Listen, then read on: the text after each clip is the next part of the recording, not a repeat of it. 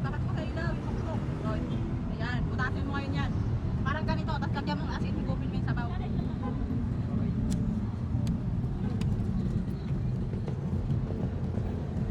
Kasi video mo lang. Kasi first time mo. Kaya ganito. Yan, lagyan mo ngayon ng asin. Tanggalin mo yung nakabalot. Tanggalin mo yung embryo niya. Yes, embryo yan. Oh. Kainin mo yung lukap. Gupin mo muna yung sabaw. O yan, lagyan mo ng asin. Oo. Gupin mo muna yung sabaw. Lagyan mo na ng asin. Ayan o. Oh, higupin mo dahil. Sarap. Sarap. Tapos, oh, balatan mo ngayon siya ng kalahati. Yung ano, makakain mo na yung ano. Yung makakain mo na itong pagkatao niya. Yung pagkatao yan. Mahulog pa ito ng pusa.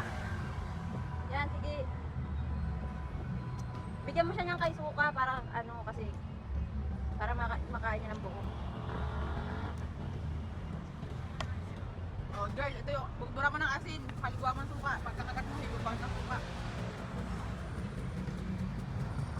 Kakagatin? Oo, kuyain. Maliit lang naman sinisip yun eh. Lagyan mo suka, tapos kagatin mo. Diretso?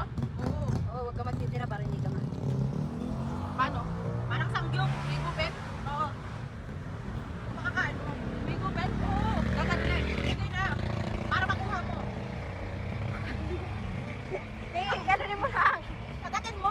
Nakakagatin. Buksan mo na nga yan. Paano mo makukuha? Yan, sige. Balita mo makakagat. Ang ina pati lukap kinakain eh. Yan. Lagyan mo na kasi ito suka. May asin ka na nga sa balot mo eh. Kakagatin mo? Oo, kagat. Oo. Tapos, kasi higup lang sa ukwa. Tapos lahat.